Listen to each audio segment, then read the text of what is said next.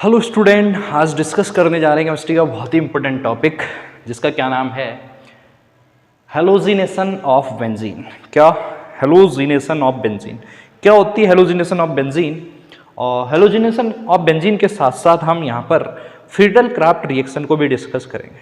पहले आप halogenation reaction समझेंगे, उसकी मैकेनिज्म को समझेंगे, है ना। उसके बाद हम फ्रीडल क्राफ्ट रिएक्शन करेंगे और उसके बाद उस फ्रीडल क्राफ्ट रिएक्शन की आप क्या करेंगे, मैकेनिज्म को समझेंगे। तो सबसे पहले हम डिस्कस कर रहे हैं हेलोजिनेशन ऑफ बेंजीन। इसका मतलब क्या है? कुछ नहीं है। हेलोजिनेशन ऑफ बेंजीन का मतलब है, आप हेडिंग डाल लो पहले, halogenation of benzene.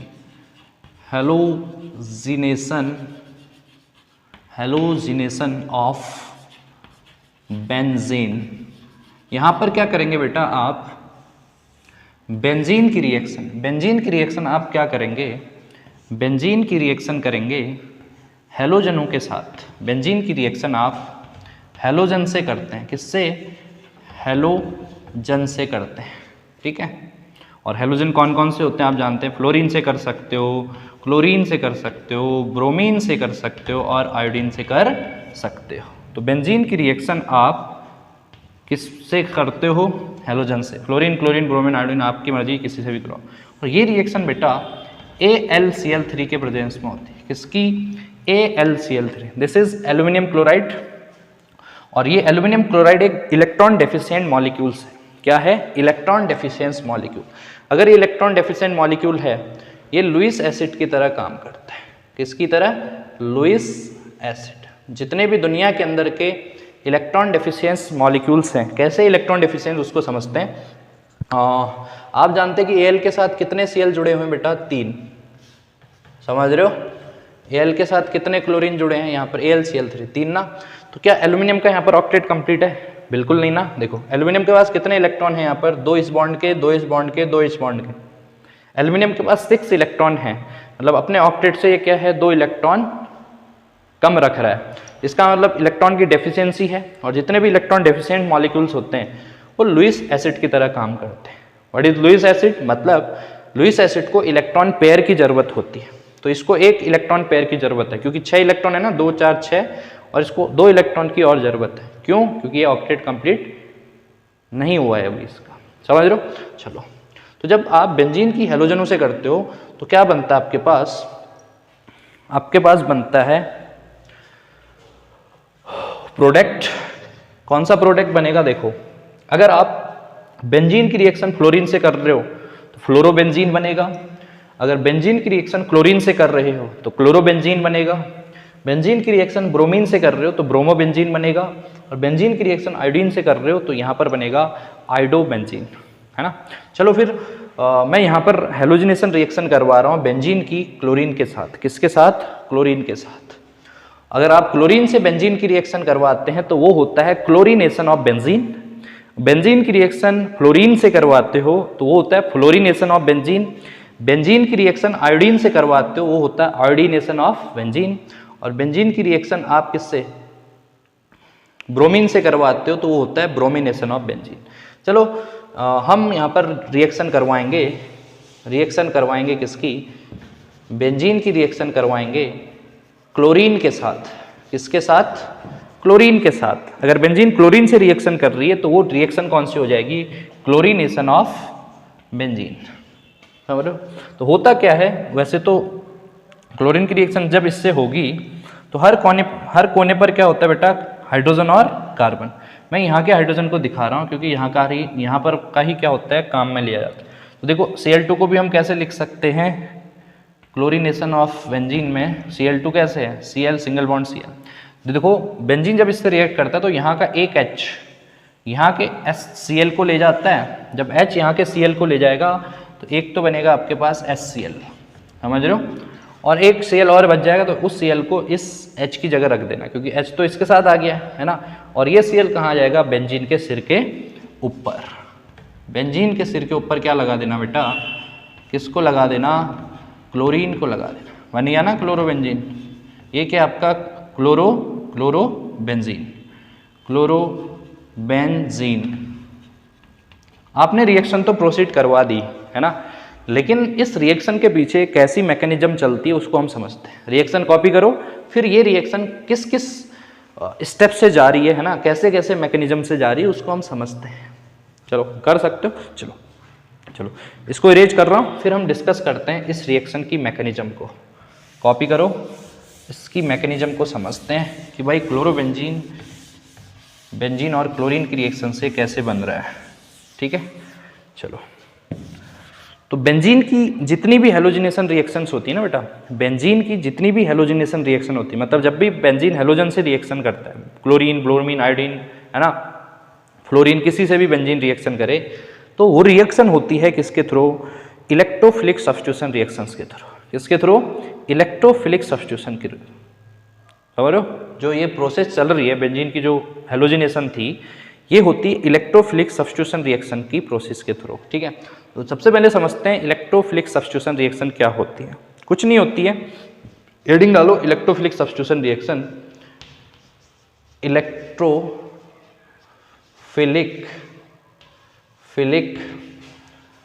Substitution reaction. तो इलेक्ट्रोफिलिक सब्स्टिट्यूशन रिएक्शन का मतलब क्या होता है ना बेटा, इलेक्ट्रोफाइल आएगा। क्या होता है इलेक्ट्रोफाइल, अभी डिस्कस करेंगे। इलेक्ट्रोफाइल आएगा, किसी सबस्ट्रेट पे अटैक करेगा। सबस्ट्रेट कोई होगा, क्या होता है सबस्ट्रेट, उसको भी डिस्कस करेंगे। इलेक्ट्रोफाइल आएगा, किसी सबस्ट्रेट पे अटैक करेगा, और इस सबस्ट्रेट के बाद जो ओल्ड इलेक्ट्रोफाइल होगा उससे क्या कर देगा, उसको क्या कर देगा, एलिमिनेट कर देगा। चलो समझते हैं इलेक्ट्रोफाइल क्या होते हैं। दुनिया के जितने भी इलेक्ट्रॉन डेफिशिएंट मॉलिक्यूल्स होते हैं ना बेटा, मतलब दुनिया के जितने भी इलेक्ट्रॉन डेफिशिएंट मॉलिक्यूल्स होते हैं, मतलब जिसके पास इलेक्ट्रॉन की कमी होती है, वो किसकी तरह काम करते हैं, इलेक्ट्रोफाइल की तरह काम करते हैं।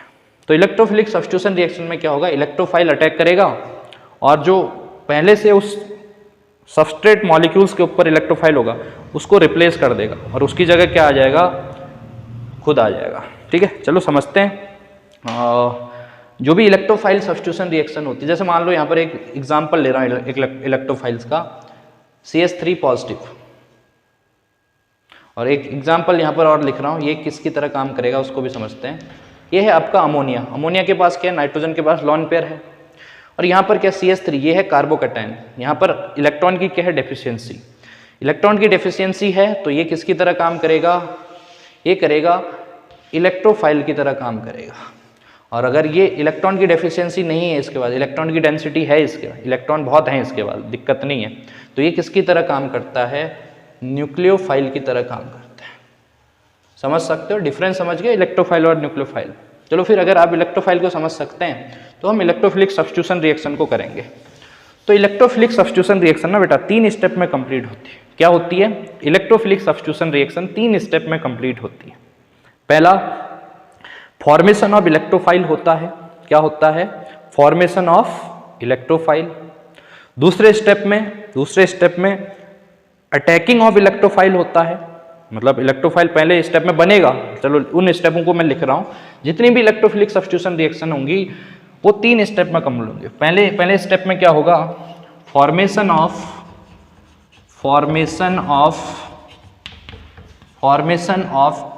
इलेक्ट्रोफाइल होगा। क्या होगा, formation of electrophile. Second step में इलेक्ट्रोफाइल क्या करेगा, अटैकिंग ऑफ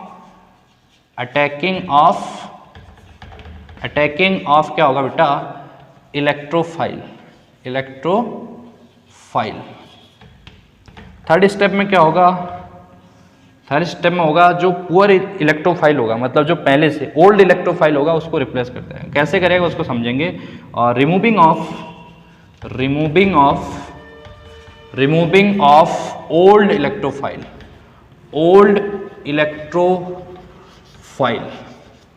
तो जितनी भी आपके पास इलेक्ट्रोफिलिक सब्स्टिट्यूशन रिएक्शन होंगी वो 3 स्टेप में क्या होती हैं, कंप्लीट होती हैं। फॉर्मेशन ऑफ इलेक्ट्रोफाइल, दूसरे में अटैकिंग ऑफ इलेक्ट्रोफाइल, तीसरे में रिमूविंग ऑफ ओल्ड इलेक्ट्रोफाइल। चलो आप बेंजीन की क्लोरीनेशन रिएक्शन से आप इन तीनों स्टेप को समझेंगे।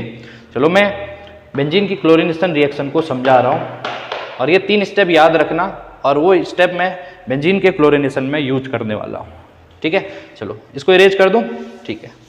चलो फिर तो बेंजीन की क्लोरीनेशन क्या होती है, इलेक्ट्रोफिलिक सब्स्टिट्यूशन रिएक्शन। तो क्या होता है देखो, बेंजीन की रिएक्शंस क्लोरीन के साथ कैसे होती है। तो फर्स्ट स्टेप में क्या होगा, ध्यान से समझो, हेडिंग डालो फर्स्ट स्टेप।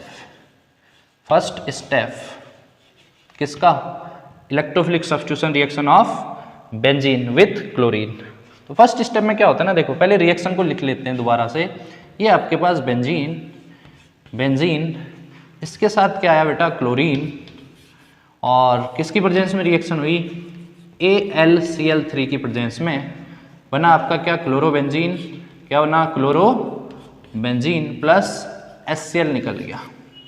तो होता क्या है, जो AlCl3 आपने लिया है ना बेटा, जो AlCl3 मतलब जो एल्यूमिनियम क्लोराइड है, वो यहाँ पर कैटलिस्ट की तरह काम करता है। मतलब ये इलेक्ट्रोफाइल बनाने के लिए क्या करता है, काम करता है।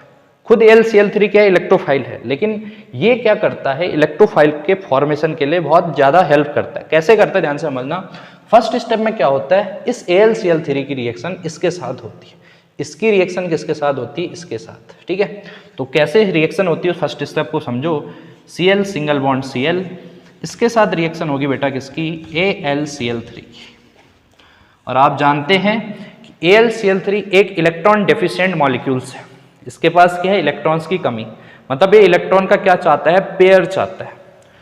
अगर ये इलेक्ट्रॉन की डेफिशिएंसी रखता है तो ये इलेक्ट्रॉन चाहता है, कितने इलेक्ट्रॉन की कमी थी इसके पास, 2 इलेक्ट्रॉन्स की, समझ रहे हो, इलेक्ट्रॉन की कमी थी। तो ये क्या करेगा, इस बगल वाले से पूछेगा, ये पूछेगा कि भाई मेरे पास इलेक्ट्रॉन की कमी है, तू देगा। ये पूछेगा, ये AlCl3 इस Cl2 से पूछेगा कि भाई मैं इलेक्ट्रॉन का गरीब हूं, मेरे पास 2 इलेक्ट्रॉन्स की क्या है, कमी है। ये पूछेगा, देगा। ये इसको क्या आएगी, दया आएगी। क्लोरीन को क्या आएगी, दया आएगी। ये क्लोरीन बोलेगा हाँ ले लेना, बाद में लौटा देना, ठीक है। तो ये क्लोरीन क्या करेगा, इसकी प्रेजेंस में क्या कर देगा, टूट जाएगा। Cl का ये जो Cl और Cl के बीच का बॉन्ड है ना, इधर टूटेगा, ये इधर भी तोड़ सकते हो, कहीं भी तोड़ो। इधर टूटेगा तो Cl पे क्या आएगा, माइनस, और इस पे क्या आएगा, प्लस। Cl पे माइनस और इस पे प्लस। जो Cl माइनस है, माइनस का मतलब इलेक्ट्रॉन की कमी नहीं है, उसके बाद इलेक्ट्रॉन बहुत है। इसकी दया की उससे, इसकी दया किसको आई, इसको। ये किस फॉर्म में टूटा, फिर निगेटिव फॉर्म में। ये चाहता तो 20 से टूट जाता, एक एक इलेक्ट्रॉन दोनों के पास चले जाते, लेकिन यहाँ पर बॉन्ड कैसे टूटा, बॉन्ड टूटा हेट्रोलिटिक फिजन के थ्रू। मतलब ये बॉन्ड इधर शिफ्ट हुआ, निगेटिव फॉर्म में टूटा, ये पॉजिटिव। निगेटिव फॉर्म में इसलिए टूटा क्योंकि निगेटिव चार्ज आप इसको दे देंगे तो इसके पास इलेक्ट्रॉन की कमी क्या हो जाएगी, पूरी हो जाएगी। मतलब इलेक्ट्रॉन की डेफिशिएंसी नहीं रहेगी। फिर जब ये इधर शिफ्ट होगा तो निगेटिव चार्ज, वो निगेटिव चार्ज इसके साथ जुड़ जाएगा, और ये प्लस चार्ज, ये जो इस पे क्या आएगा, ये टूटेगा, ये निगेटिव चीज कहाँ जुड़ जाएगी इसके पास, तो क्या बनेगा, AlCl4 पे निगेटिव बन जाएगा, प्लस ये बॉन्ड इधर टूटा तो इस पे क्या आ जाएगा आपके पास, क्लोरीन पे क्या आ जाएगा, प्लस चार्ज। इसको हम बोलते हैं क्लोरोनियम आयन। लिख लो, क्लोरोनियम आयन। नियम वहां पर लगता है जहां पर पॉजिटिव चार्ज होता है, ठीक है। तो क्लोरीन पे पॉजिटिव है तो क्लोरोनियम हो जाएगा। अगर निगेटिव चार्ज होता है क्लोरीन पे तो आइड लगता, क्लोराइड। तो ये क्लोरोनियम आयन है। तो देखो फर्स्ट स्टेप में क्या हो गया बेटा, देखो इलेक्ट्रोफाइल का फॉर्मेशन हो गया। Cl पॉजिटिव मतलब दिस इज इलेक्ट्रोफाइल, क्योंकि इसके पास खुद क्या होगी, इलेक्ट्रॉन की डेफिशिएंसी। मतलब इस क्लोरीन को इसकी मदद करना बहुत महंगा पड़ गया, क्योंकि पहले इसके पास इलेक्ट्रॉन की कमी नहीं थी, देखो बहुत बढ़िया बॉन्ड बने, लेकिन जैसे इसकी मदद की तो खुद पे क्या आ गया बेचारे के ऊपर, पॉजिटिव चार्ज। अब ये क्या हो चुका है, इलेक्ट्रॉन का गरीब। अब इसके पास अगर इलेक्ट्रॉन की गरीबी है तो ये क्या करेगा, ये भी इलेक्ट्रॉन चाहेगा। अब क्या करेगा, सेकंड स्टेप कंप्लीट करते हैं। फर्स्ट स्टेप समझ सकते हो, सेकंड स्टेप यहां पर लिखो। सेकंड स्टेप में क्या होगा, जो फर्स्ट स्टेप में ये बना है, दिस इज इलेक्ट्रोफाइल, है ना। ये क्या करेगा, इलेक्ट्रॉन को ढूंढेगा, क्योंकि ये क्या बन चुका है, पॉजिटिव चार्ज। तो इलेक्ट्रॉन ढूंढेगा कहां से, सेकंड स्टेप में क्लोरोनियम आयन रिएक्शन करेगा किसके साथ, रिएक्शन करेगा बेंजीन के साथ।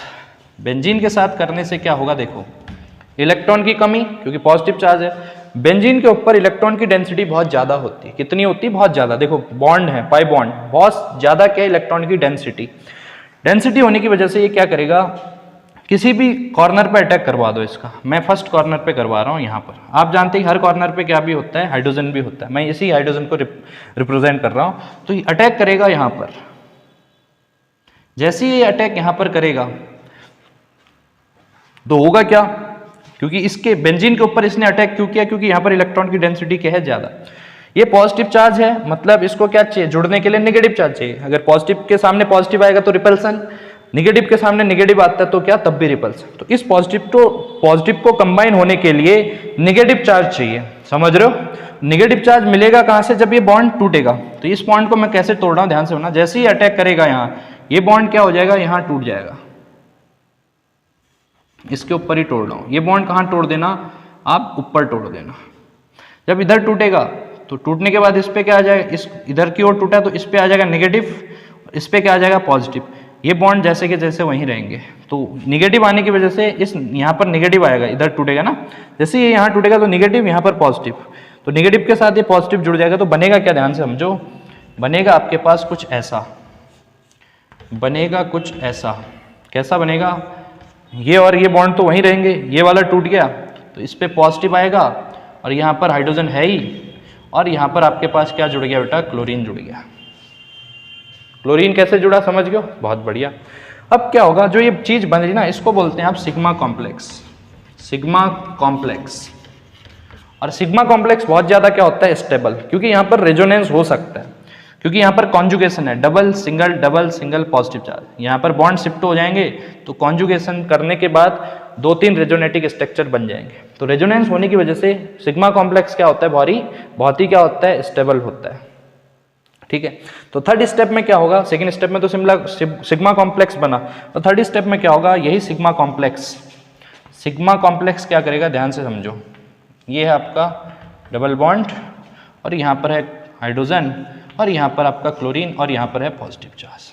इस कार्बन पे क्या है, पॉजिटिव चार्ज है। इस पॉजिटिव को कैंसिल करने के चक्कर में इस हाइड्रोजन बेचारे को दया आएगी, ये हाइड्रोजन बेचारा यहाँ आएगा तो इस पॉजिटिव को क्या कर देगा, इस इधर बॉन्ड शिफ्ट करके पॉजिटिव चार्ज को क्या कर देगा, कैंसिल। जब ये पॉजिटिव चार्ज कैंसिल होगा तो यहाँ डबल बॉन्ड आ जाएगा, तो ये इधर शिफ्ट होने की वजह से H+ निकल गया होगा।